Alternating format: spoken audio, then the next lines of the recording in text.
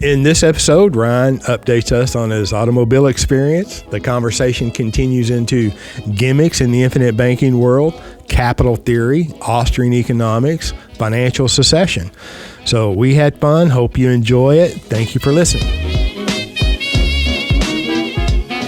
All right. Welcome to the Banking with Life podcast. I'm your host, James Neathery. And I'm your co-host, Ryan Griggs. Happy New Year. You know, we've had a New Year episode released, and this is going to be shortly after. Somewhere during the year. Somewhere, I don't know. But so, once again, you know, it's unscripted. We appreciate you tuning in, listening, and sharing and commenting if they're legitimate and positive comments. And, you know, while we're saying that, we really do appreciate all the listeners, and we really do appreciate the interaction. What I'm not particularly interested in is anyone trying to interpret what we say. Or I'm not overly interested in all of, you know, the machinations that are regurgitated, you know, the machinations that exist in the infinite banking world, you know, all the different names they call this idea of using life insurance in a non-traditional way. So we appreciate what you're doing, but this platform is not created for anything to be promoted other than the idea that you can become your own banker. Yeah. And you might, you know, rethink your thinking. or to debate, and it's not about anybody in particular, but you get the calls every now and then, or the emails or the messages, and it's just so curious that you could fall into the I don't know what it is, the habit, or talking on the phone with somebody, and then out of nowhere they want to convince you or persuade you that their position on a certain topic is correct, and it's like, okay, difference of opinion, go about your business, that's fine, but I'm not interested. Learned from Nelson himself and from you and from the many times that we've been together, so I'm just not interested.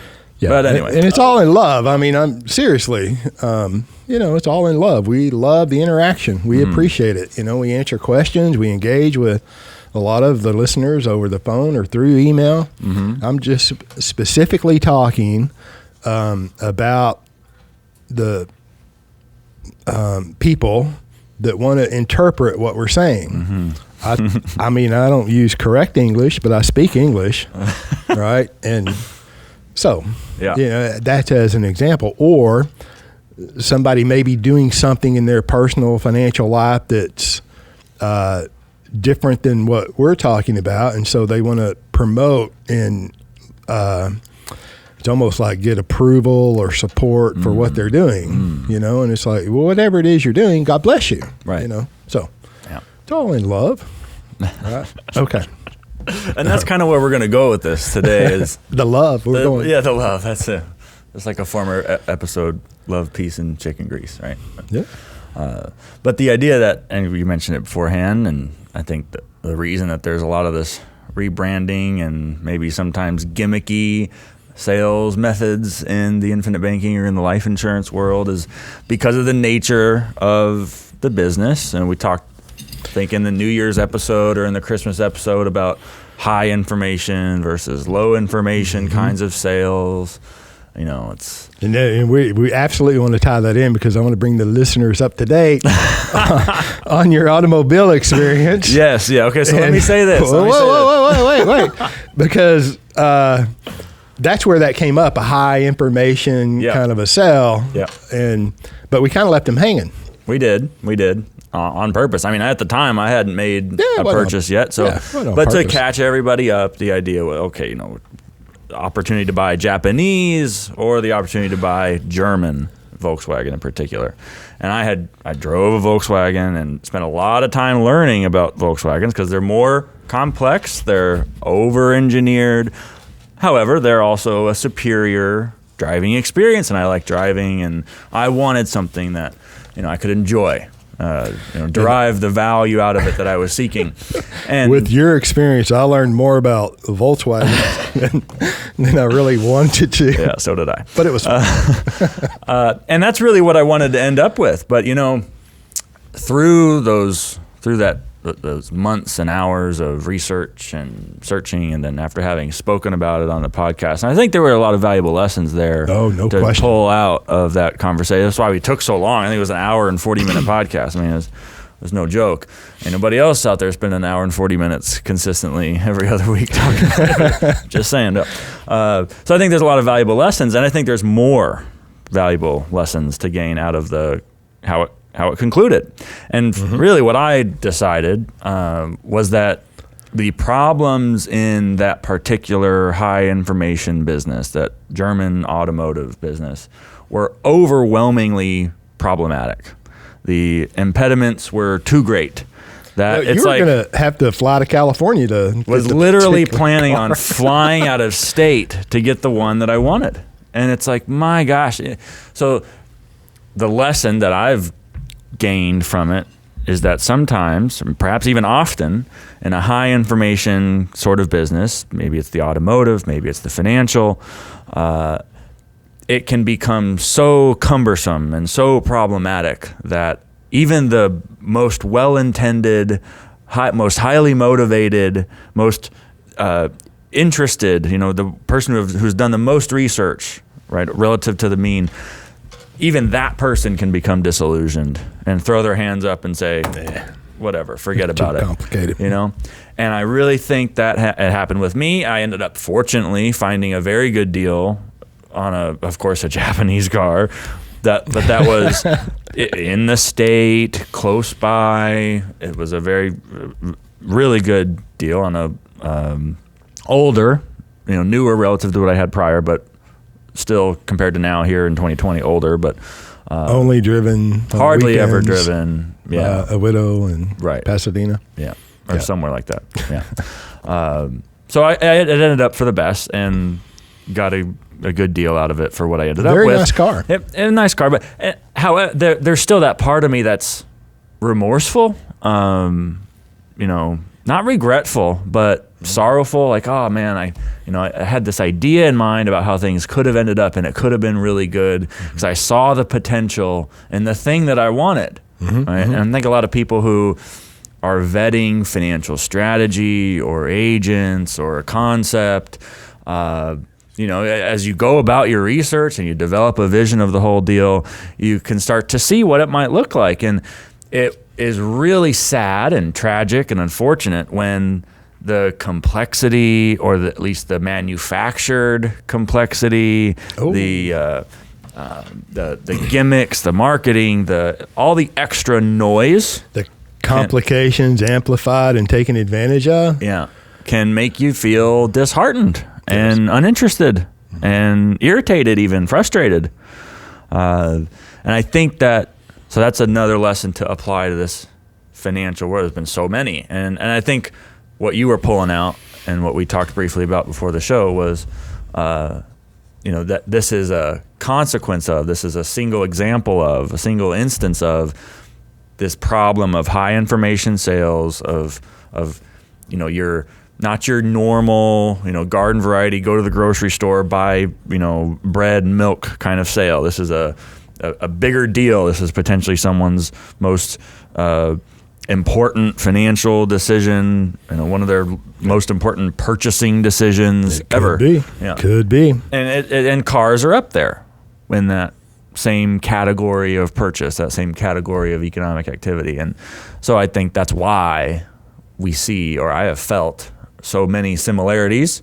And my hope for people is that they don't end up like me with the Volkswagen, right? My hope for people is that they can find the truth.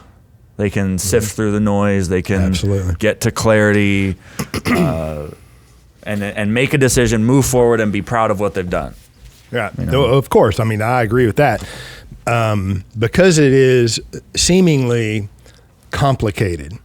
All right. And there is high information. The way I see it apparently it looks complicated, right? And because it looks complicated, that can be taken advantage of by the promoter, by a promoter. I'm not speaking of anyone in particularly, or an organization or a company. But what I've seen that from the outside looking in, and Nelson used to say this is caught more than taught, right? So you get into the industry and the financial world, it's kind of complicated. The agents have to learn what's going on, right? Well, what does that mean? It's like they have to learn the infinite banking concept and what it is.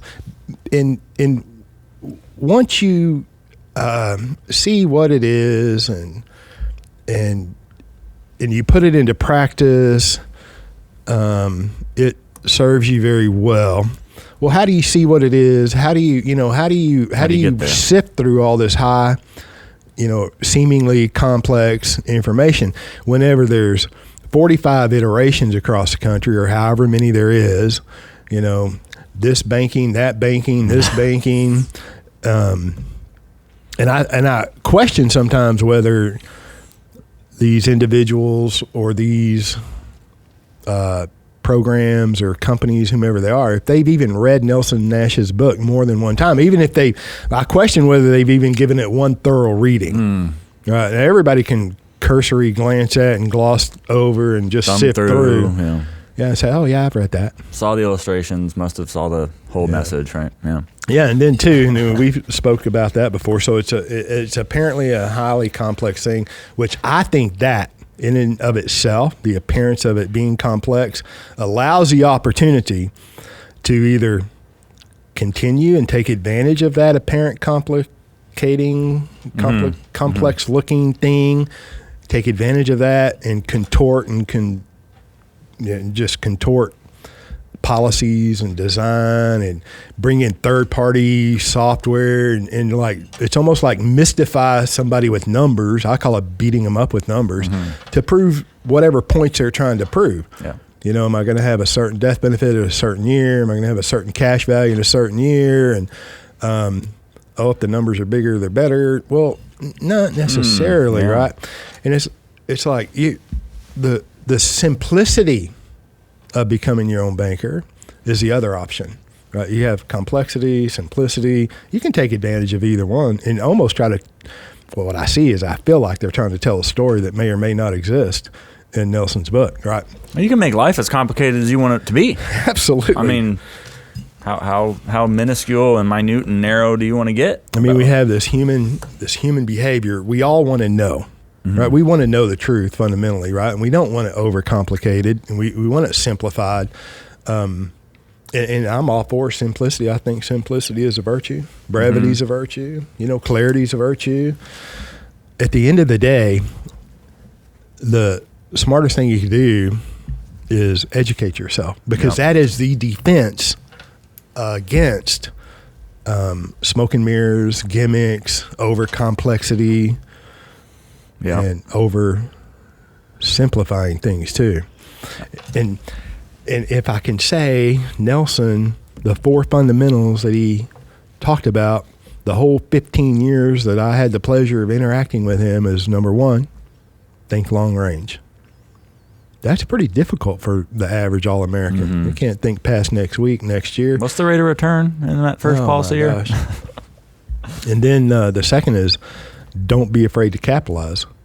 Don't be afraid to pay a premium, right? And the third is be an honest banker, right? Repay your loans. How much of that is going on out in the big wide world illustrating on loan repayments? I think it's appallingly lacking. Playing to that mentality of get something for nothing. Just put the money in there, you get the cash value, you get it right back out with the policy loan, and then just let that policy loan ride, and you'll get a mysterious windfall at some point in the future when that business that you're so confident in sells for what you think it's going to sell for. Yeah, we could do a whole podcast on that. And then 4 was don't do business with banks other than a checking and savings account. Don't be beholden or dependent upon the third-party lender or the third-party lender.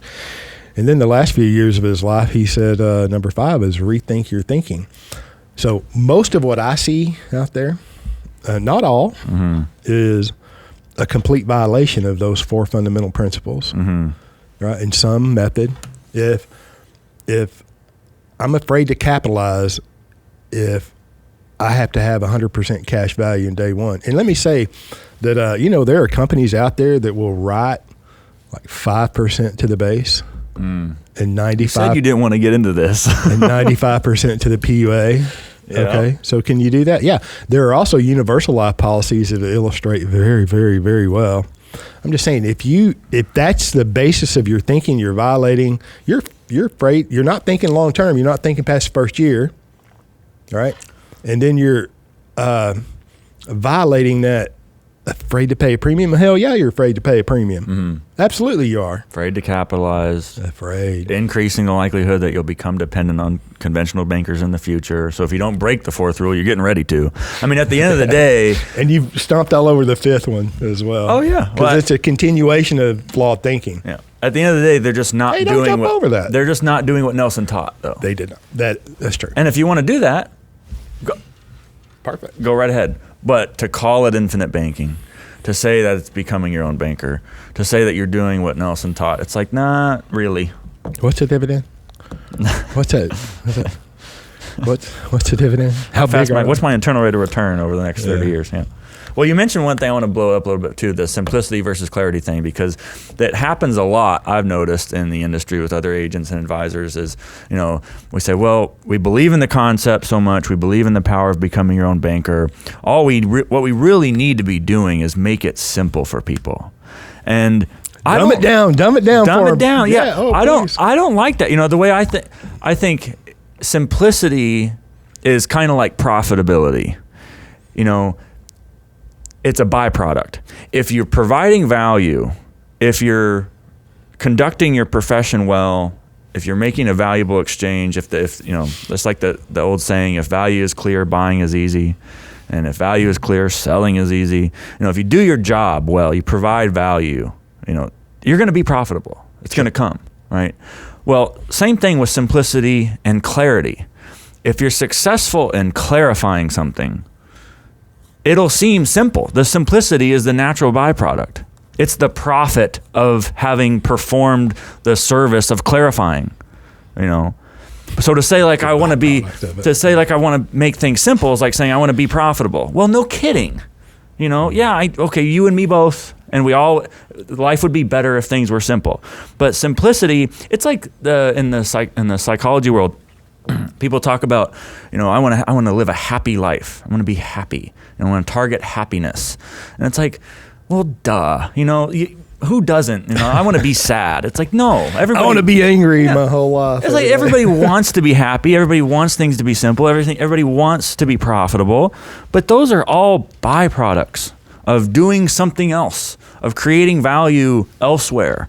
And in the world of finance, as it pertains to understanding a given concept, I think what we want to do is not simplify, it's to clarify. And if we clarify, and we've done that successfully, things will seem simple, right? That's how, in terms of training agents, which we now do a little bit of, there's the desire to want to teach, how to trigger the light bulb moment. Right, where you see, you hear it in the voice, or the eyes get big, you go back, how do you, okay, that doesn't come from trying to make something simple. That comes from clarifying something. And there's a whole set of activities and tasks and things that the agent and the individual have to go through to get there, to get to that moment of clarity, right? And that's where I think it lines up so well with what Nelson said, that IBC is more caught than taught. Right? That moment of catching is the moment of clarity. And I think oftentimes what the individual who's interested in the concept, engaged in the concept, the reason that they don't know exactly where the light switch is because we haven't articulated the vocabulary and the framework necessary to understand how IBC fits. Oh, no question. Relative to everything else. So that's the task. Yes. And if we can do that, if we can specify all of that, and make clear, again, how IBC fits relative to the other things, then the individual is more likely to find the light switch. And he's more likely to catch it. He's more likely to get it. And then he's more likely to hunt you down to pay a premium, which is the appropriate relationship, I believe. Well, I think it's natural. I mean, in that aha moment, where the light bulbs goes on, that's priceless. It's probably absolutely. When you get it, when whatever triggers or happens in your thinking and your mind, it's like, then, oh my gosh, it's like you'll never be able to unsee what you've just seen. You know, that's priceless. And I think really that most advisors, most agents in the big wide world want to do the right thing, right? They don't know how best to help their client reach that moment of clarity, right? Which creates a whole nother market for all these third-party vendors to foist products onto the independent agent advisor out there, which the whole industry is rife with that. Illustrations, examples, and machinations of this. Well, if you do this, this, and this. And I've gone through it in my profession, my career, my practice. Yeah. You know, you just want to convey what's really going on here. And you can't really do that with numbers, in my opinion. There's the math. Math is the math. That is the biggest change, not necessarily change, but the most salient mental conceptual thing I think is developed in my own understanding of how to go about this business is that it's so not about the numbers. It is not. I mean, when I first got in, there's a very prominent third-party numerical service popular in the business. There's a bunch of them. And I was like, how do I get involved? You know, I'm going to die without that. I need that. Yeah. I can't do this without that. You know, it's one more tool that I got to have in my tool bag. Oh, the tool bag thing. It's, yeah. And so it's like, ooh, dodged one there. You know, it's like, I'm so glad I didn't. Matrix. Yeah. Bullets. So glad I didn't get caught up in it and just continually going back to the book, going back to the concepts, going back, and then following my own path too. You know, working with the guy now, he's trying to think through, you know, how he's going to conduct his business at the very initial starting stages, right? And so I was recalling to him, you know, how in my beginnings, how it all started to come together, and it's like, you know, I had to follow what spoke to me, what attracted me, and for me that was the economics. Yeah, what expand on that. What attract you to this? I noticed really what had been maybe a year and a half in, and constantly dealing with these accusations from the other financial people and from the general public, but mostly from the financial people, that we were disregarding the role of investing, you know. Or you're focused strictly on getting paid commissions. Right, of course. But for me, it's like the accusation that we were leaving something out of the financial picture, namely investing and how important it. You know, what if somebody wants to get into equities? You know, the heaviness of the moral accusation and the tone that these, you know, captive agency employees would level at, you know, a Chamber of Commerce meeting really started to bug me. And so this happened at a Chamber of Commerce meeting. You got elbows to elbows with an investment advisor guru. Well, I'm 6'5", so I was elbowed at forehead, but yeah. Was he intimidated? I think he was, you know. But I was getting frustrated because I didn't have the answer, you know, and that bothered me. It's like, I know what we're doing is good, but with this objection, how specifically to respond, it started to irritate me. Well, then, of course, going back and rereading Nelson, as we both do, those lines about opportunity and how it relates to capital really just jumped right out at me. And the reason they jumped out at me is because in my academic or scholarly or intellectual research, you know, I'm big into the Austrian School of Economics, and right now there's a big resurgence in entrepreneurship research and, you know, what all that means. And the average, if I can interject here, the average Austrian so wants to be a savvy businessman. You think so? I'm just reading between the lines of the articles that I read. And I'm not, that's not accusatory in any way or anyone. Tiptoe around. I mean, it's like the Austrian, you know, my God, if the Federal Reserve ceased to exist tomorrow, what in the hell are they going to do?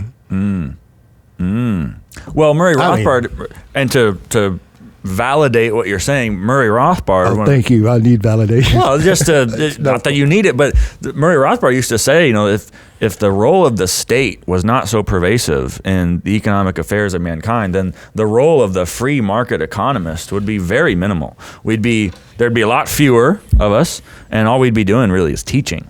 Right? Well, then they could maybe become a legitimate savvy businessman. Oh. There's a whole way. You can follow that rabbit hole. I'm not. Listen, I'm just winning friends and influencing people. So background in Austrian economics, interest in entrepreneurship, and how it related to finance, because a lot of people who study Austrian economics have gotten away from money and banking. You know, in the Austrian world, capital research, capital theory, capital and interest theory is referred to as like the black hole, because people just get lost in it. It's claimed the names of many like Nobel Prize winning or close to it economists, right? They get lost in capital theory. Hayek, for example, wrote a book called Prices in Production, and he was going to get into, of course, he had a different idea of capital than I and Mises and Menger do, but he didn't even incorporate, not Prices in Production, Pure Theory of Capital. He had a book called Pure Theory of Capital. It was called the Pure Theory because he wanted to deal with real, as in non-monetary things. Capital. So not even in the book did he discuss money. Right, and the plan was to eventually discuss capital in terms of money. He never did it.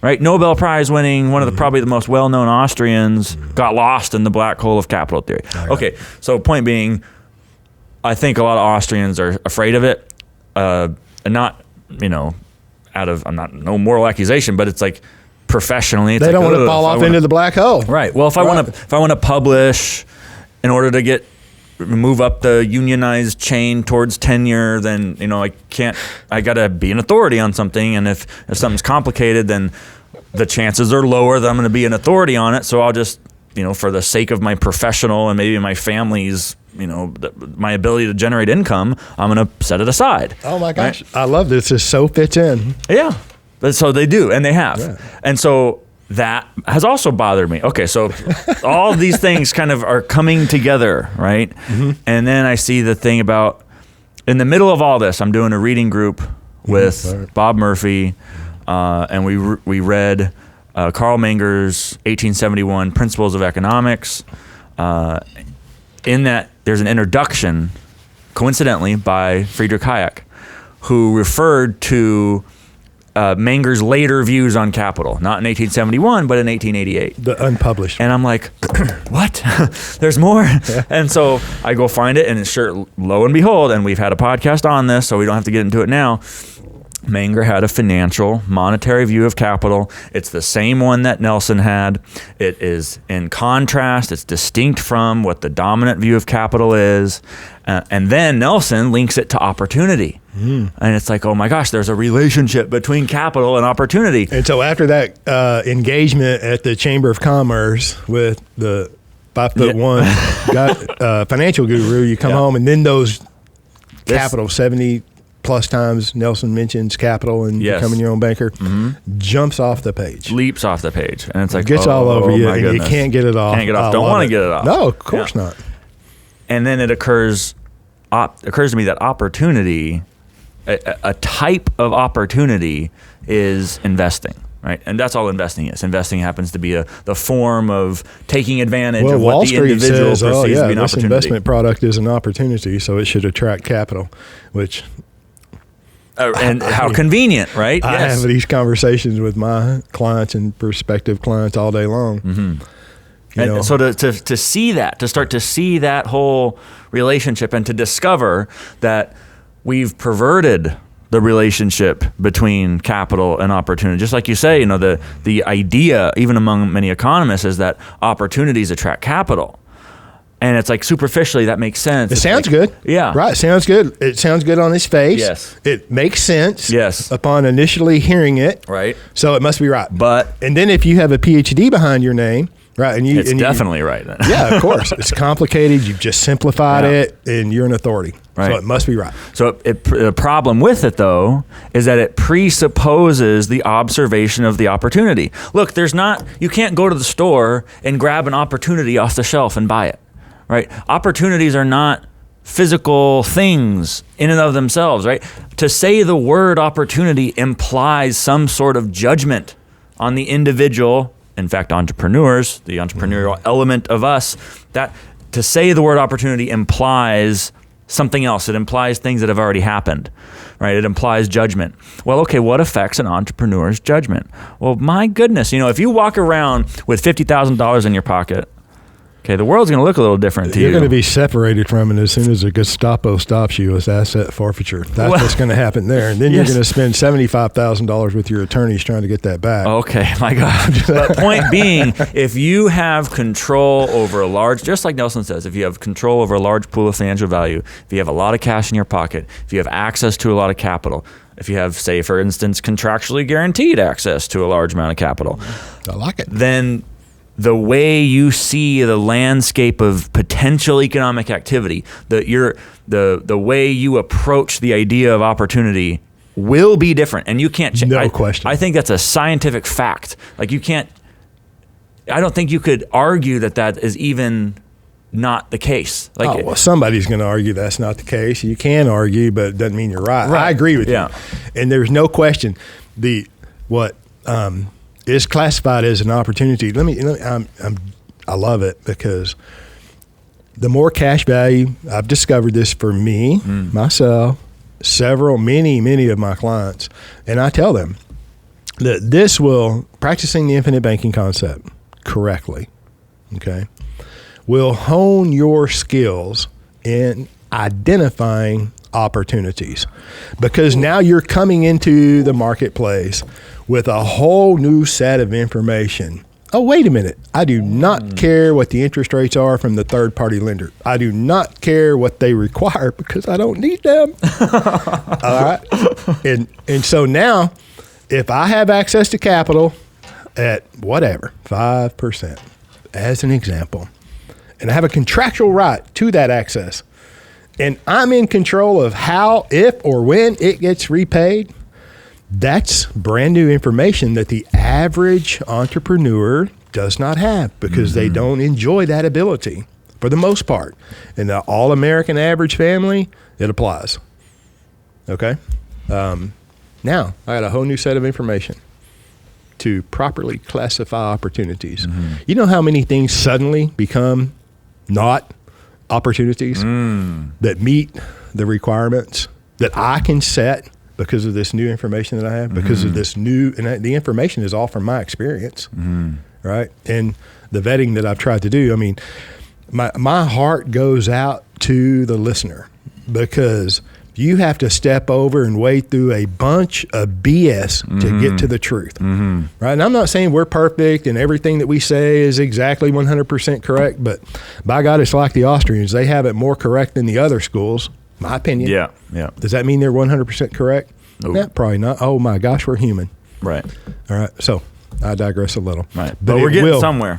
It will hone, increase, add to, almost, I want to say, perfect your ability to identify an opportunity. So now, what's that worth though? Put that on a. What's the rate of return on that? Yeah, put that on a life insurance illustration.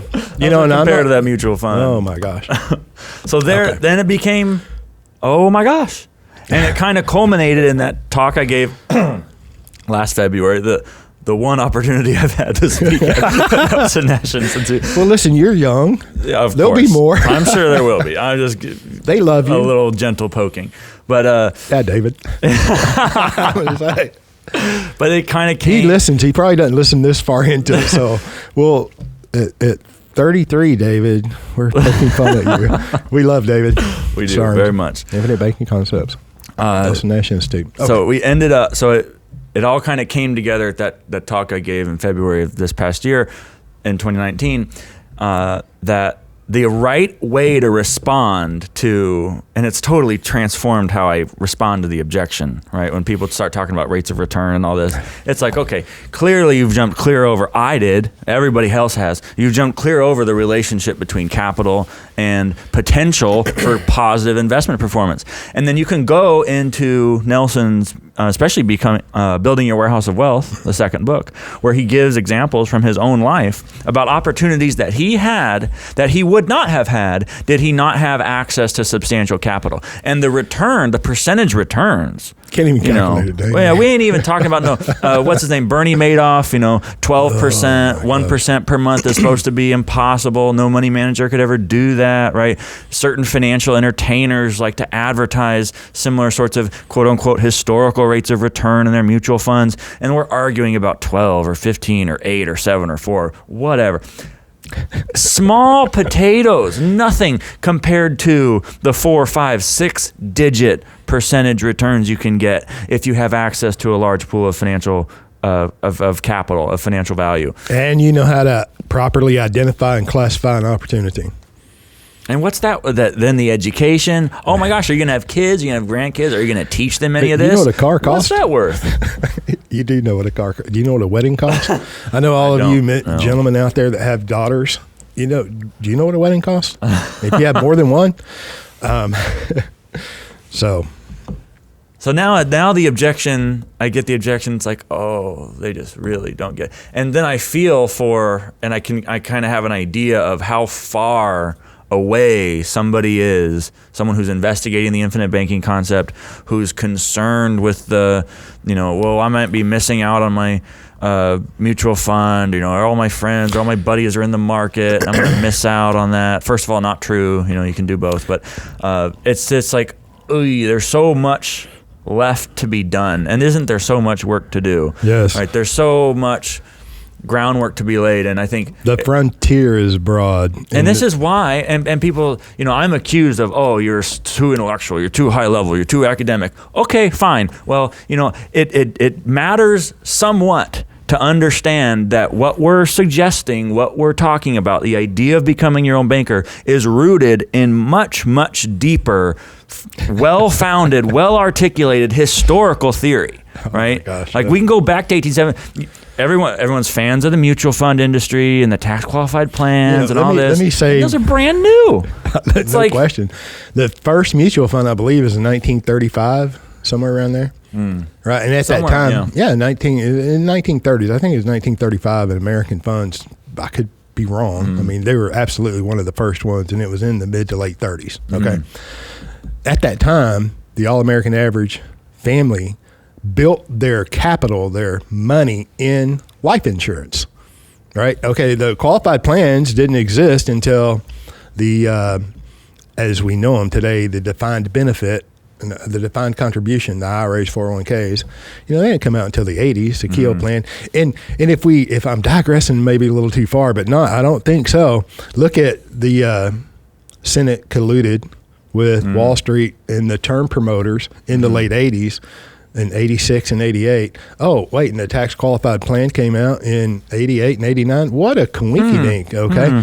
And then before that, it was after World War II, the defined benefit. You work with this company for 50 years and you're 50 years old. We're going to pay you an X number of dollars every month in a pension, which they're all imploding across the country, pensions. And so the companies have gotten away from pensions, defined benefit, and moved toward defined contribution. It's like, you're on your own, partner.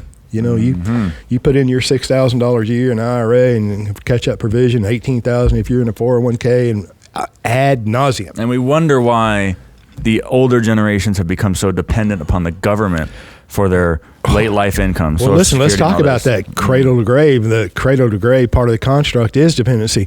All right, and I want to say you brought up mutual funds. We brought up bonds. Did you bring up bonds earlier? I don't think so. Okay. Perfect. Well, I'm going to bring them up now.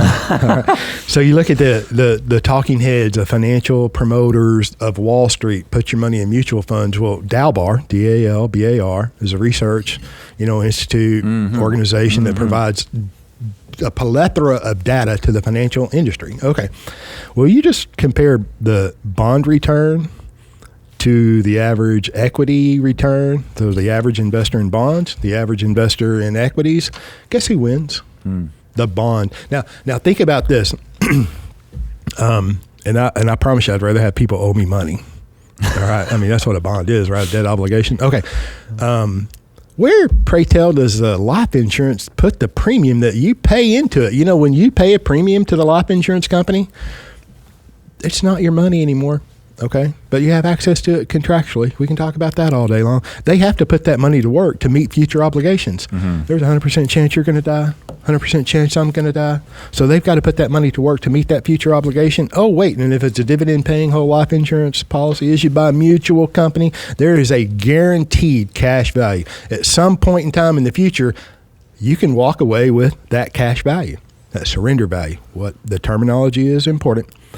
Well, that's an obligation to the life insurance company. Where are they going to put the premium to work to meet those future obligations that are 100% going to happen? You are going to die. An index fund. Yeah, of course. So I just want to say that I am indirectly heavily positioned in bonds.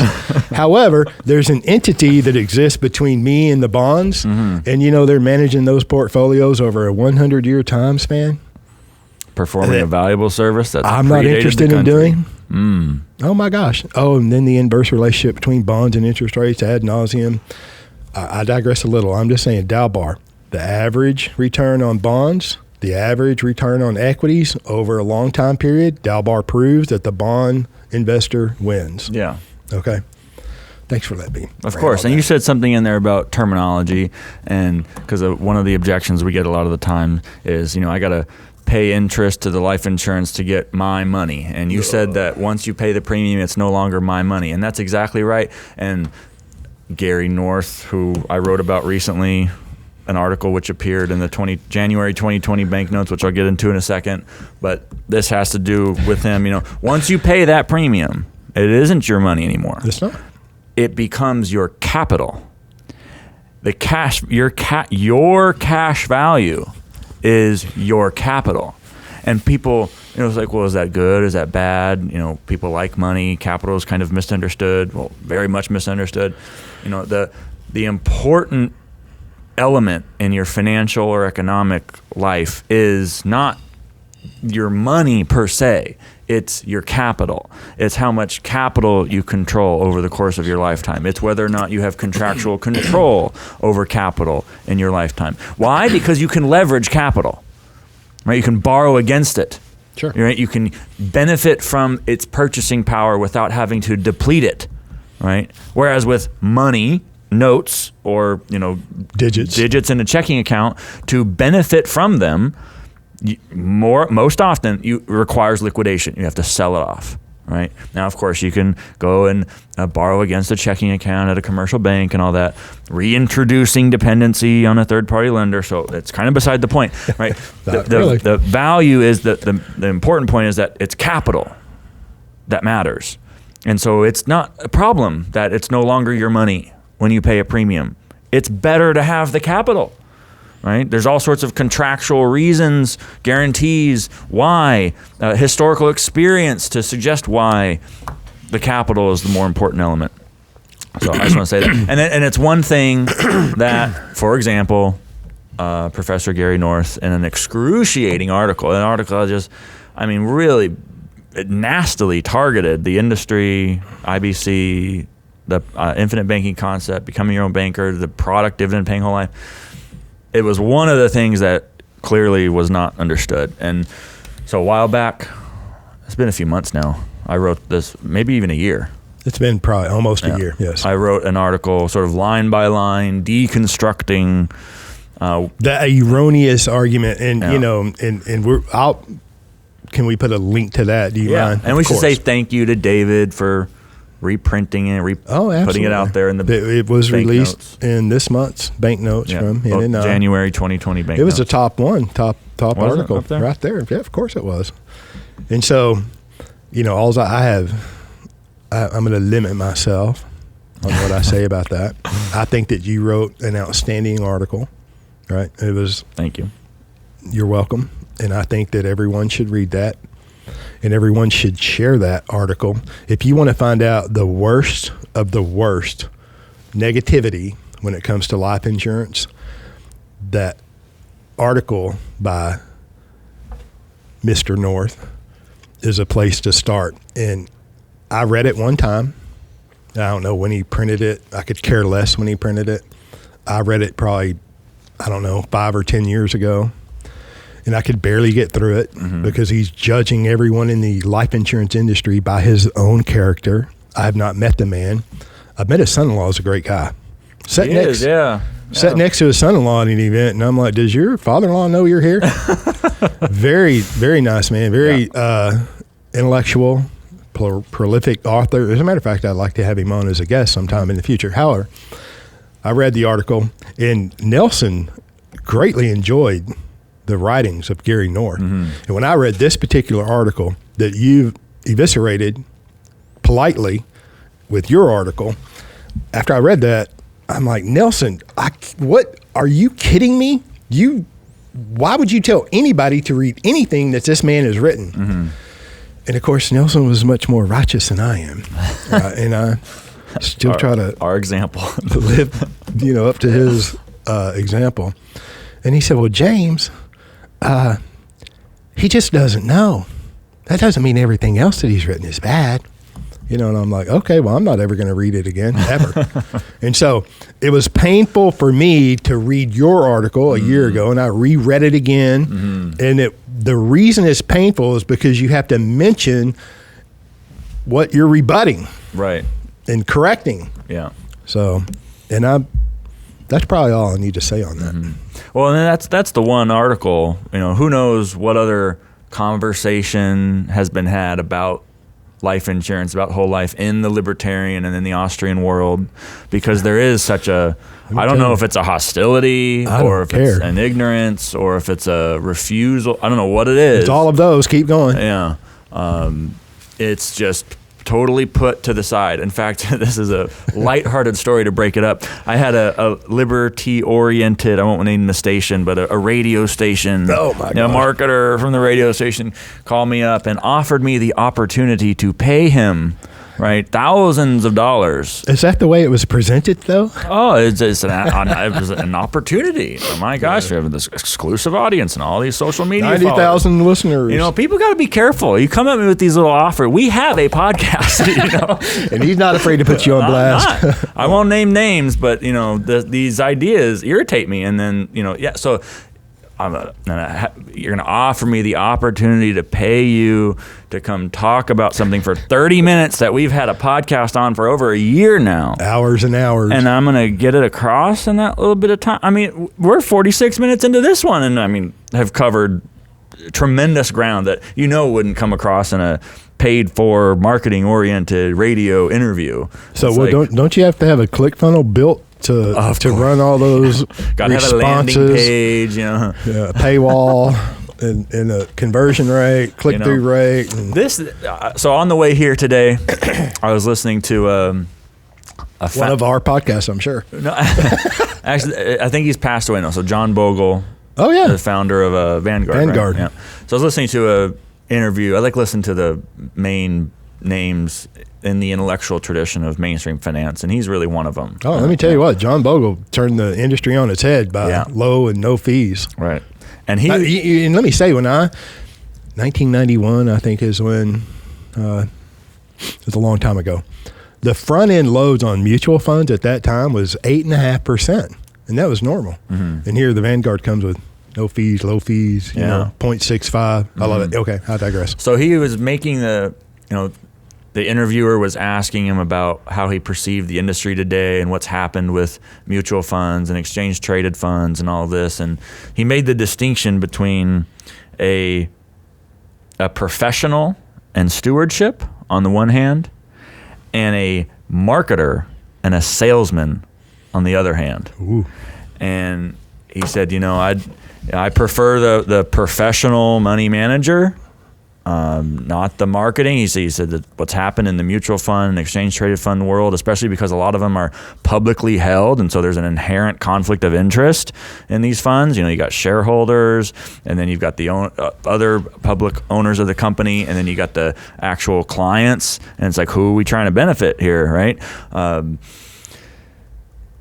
He was bemoaning, upset that the industry had become so sales and marketing oriented, and that the idea of professional, long-term oriented stewardship had fallen away. And it's like, oh my gosh, you could swipe out mutual funds and throw in IBC and dividend paying whole life.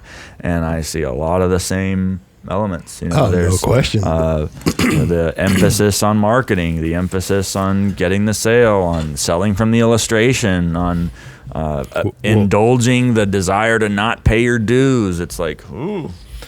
We're talking about capital and access to capital. That shouldn't I do something that's 100% liquid in year one if I want 100% access to my capital? That's how far your time view stretches. What does that do to the 5th year, 6th year, 10th year? I'm just saying that good information. Nelson, in my opinion, got it done in 92 pages. Big print, lots of illustration, blank pages, and he probably, I don't want to say shouldn't have, he wouldn't have put the illustrations in if he were to redo that book, right? And rightly so. I agree with that. But and I also understand that people need to see something. I get the idea that you need to see an illustration. You need to understand how these work and what your money's doing, what your contractual rights are and what your contractual obligations are. And you need to have the knowledge and you need to be comfortable enough and have the knowledge to manage that asset, because it is an asset, and how you're going to integrate it into everything that you do. And then because it's life insurance, wait a minute, it matches your life. Is the first year important? The 10th year important? Which is the most important year? And everybody says, and I agree that to a certain extent, I agree that we're discounting the death benefit. Well, you can only discount the death benefit so far. The older you get, I guarantee you the more important the death benefit's going to be. And I don't care who you are, and I don't care how old you are. Now, if you're a 75-year-old individual and said, nah, I never did buy life insurance, it never was important to me, okay, those are the decisions that you've made, and that's the place that you're in. That does not mean that the other 75-year-old individual who has $10 million in death benefit and 5 children, 15 grandchildren would want to do away with that death benefit. And I'm just saying, you can discount the death benefit all day long. You cannot buy life insurance without the death benefit. And the older you get, the more important that death benefit is going to become. Not only on legacy, there's so many valuable characteristics of life insurance. When you get into a high information purchase that we're in, that to oversimplify, you're discounting the death benefit. You're trying to get all cash in day one. What are you doing? You're trying to compare that with cash, and just keep the cash. To do that, you're either you don't understand or you don't value all of the other characteristics that are in life insurance. So, absolutely. Okay, thank you for letting me. Well, and I'll mention this John too. Off into that. Yeah, and then I still get these. Maybe by the time, hopefully, this podcast episode comes out, it'll no longer ever happen, but I doubt it. The mention from, and I'm not getting I know someone's feelings is going to get hurt, but I'm not getting mad at anybody in particular. But we have a certain view in our practices about how policies should be built, depending upon the scenario that we use them. There's a unique way to approach charitable giving with life insurance, and all very powerful. And I still get could you just, it won't take long. Just send me a quick illustration. And no, I won't. And it's not that, and you mentioned that, we want you to do your research. You should know what you're buying and all that. And that's very true.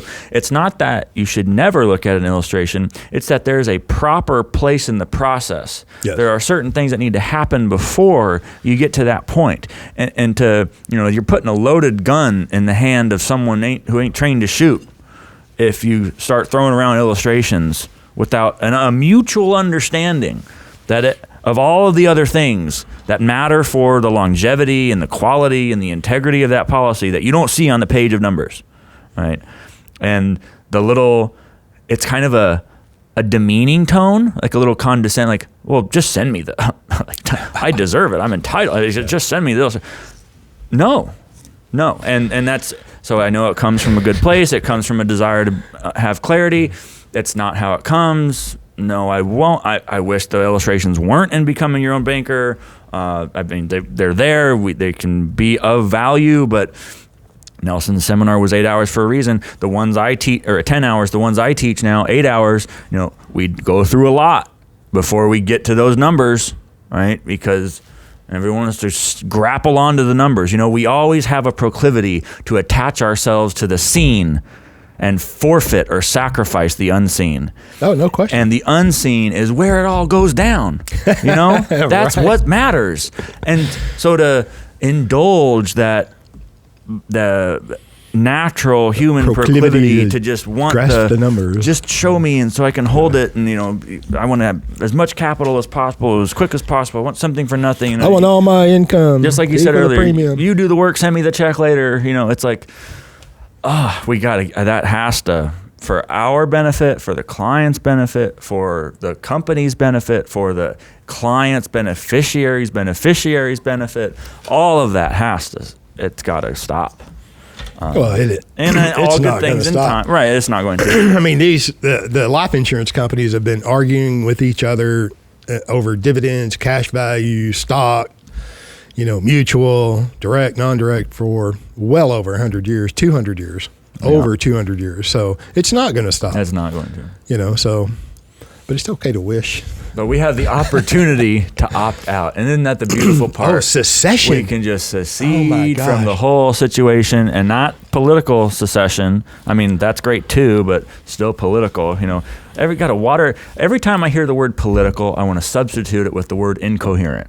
If something's political, just call it. So, okay, you just kind of missed the point, right? We want to secede in the important ways, and political secession would be nice, and a lot of libertarians talk about that today, and it's kind of the alternative. There's the elitist libertarian people out there who want to, reform government and talk to the policymakers, and they got to win the prizes. If they would just construct the government their way, everything would be okay. Oh, isn't that magical? Yeah, it's bad, but if we were in charge, it'd be good. It's like the next greatest socialist. Well, this is different. They didn't do it right. My socialism is better than theirs. This one will work. So that's one camp of the incredibly libertarian side. And then the other camp, really, and the one that I'm more amenable to, the one that I think is closer to the truth, is more of a decentralized political secession style libertarianism, where it's like, well, okay, you people over in California, do what you want, whatever the politically inflamed topics are, you guys go get involved there, and we here in Texas, we'll live our lives the way we want. No reason somebody in Nancy Pelosi's district should be telling somebody in Auburn, Alabama how to live their life, kind of thing. But who are going to build the roads? Yeah. So we can decentralize. The children are starving. The argument is we can decentralize, bring it back to the states, and even better, bring it back to the locality or the city or the county or what have you. And it's like, okay, how many of these people have gone to, I call it small town, big government. And I used to live in a more rural town in West Texas. And it's like, just because you're local doesn't mean you're any less political. Oh, my God. And in fact, it can be worse. It would. Right? It starts, listen, yes. My experience, it starts right at the school board level, right to the local home, town, parish, city, town, whatever, township. Yeah. The county level. So it's it just gets worse the higher up in government you go. So what's the solution? Well, maybe if you fractionate government in that way, maybe there's less ability, say, for a central bank to get together the funding to maintain an empire. And that's all true. I mean, I'm all for that, fine.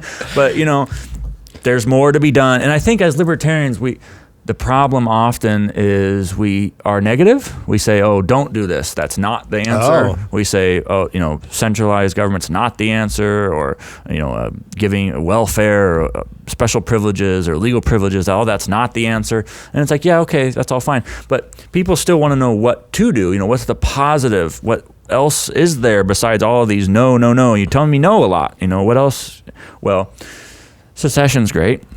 Opting out is great, but there's all these other elements of life that you can secede from. Big politics is so bad because they got big financing. Well, if you're against the big politics, shouldn't you question your financial relationship that's helping fund all that? Yeah, I question every time I pay taxes. Point being, I think spiritual, personal, commercial, economic secession is all way more. certainly will be more impactful to the individual's life. No question. Because you ain't going to go organize a constitutional amendment to get your state to separate from the union or something. I mean, it's like, okay. Well, they're trying. Well, keep at it. Quite frankly, what is that movement? Is it a convention of states? Man, that raises my eyebrow. My God, have they even read the Articles of Confederation? Yeah. Listen, and regardless of your political leaning, I'm not saying you got to be a libertarian, I'm not saying you got to be interested in the economics, none of that. You don't have to be. What I am saying is that becoming your own banker is the process to reclaim authority over the capital accumulation and deployment function. And regardless of your employment or your style of economic activity or your political leanings or your religious leanings, opting out and becoming your own banker is for everybody. And it will have the most impact on the all-American individual. It will. That secession. Because we're dealing with capital. We're dealing with the individual personal control over capital. And so that's why that part of that whole realization of how investing and addressing the investing questions fits. It's like, really what's going on is that the vast majority of the financial industry does not understand the real, true, most fundamental, most severe problem that Americans face in the world of finance, right? It is not a point or two more on the investment side of the picture. It is how much we're losing, in terms of control, in terms of quantity of capital. Calculate that out over 1, 2, or 3 or more generations. That loss, it's significant. I mean, man, we covered some ground. We did. I could go on and maybe not win so many friends. But look, secession, you can secede from the financial system. That's what the infinite banking concept is all about. But then it's, apparently highly complicated when it's not necessarily complicated. It is high information that is completely available. And that's our encouragement, is that you research this, vet this idea, vet this concept for yourself, see if it makes sense, learn how to properly classify what's going on. And I appreciate the listener's ability to classify correctly because we depend upon it. No question. It's like when you go out in the big wide world, the infinite banking concept, becoming your own banker, which is from our Nelson Nash, Birmingham, Alabama. And all of the Me Too's, the copycats, and outright bastardization of this idea that's gone on. If you start at Nelson's work, becoming your own banker, building your warehouse of wealth, the NNI, their series of videos, I think some of the best education comes from exactly this podcast, The Banking with Life. There's plenty to learn. You can learn it, and you can learn it correctly. And my God, the more you know, you're going to quickly see whether I should do it or shouldn't do it. And then, but you have to be able to sift through the noise out there. Yeah. You have to be able to, this is infinite banking this way, or that way, or this way, or this company, or that company. Right. That's a big role that I see that our podcast, this show plays. One of them is addressing those people who, are wondering, how do I know when I'm ready? I'm interested, I'm researching. You could spend the rest of your life researching something, right? Like a professor. But if he's well connected, it could, get a Nobel Prize. Right. And how do I know when it's time to pull the trigger or move forward? Contact an agent. You'll feel it. Just like Nelson used to say, IBC is more caught than taught. I have found that you reach a moment where it's like, and usually there's something or maybe a couple things that are preventing that light bulb kind of moment. Go after those. Find clarity on those. Don't let the perception of complexity or the perception of over-sophistication stop you from finding understanding. Oversimplification. Oversimplification or over-sophistication, either one. Don't let that stop you. And, find those answers you need, and then when you do, just like Nelson says, Rule 5, use it or lose it. Get to work. Yep. Pay a premium.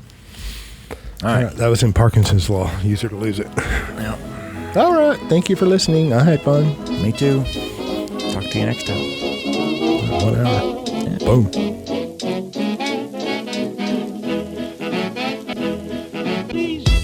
Thank you for joining us on the Banking with Life podcast. If you're watching on YouTube, make sure to like and subscribe and click on that little notification bell.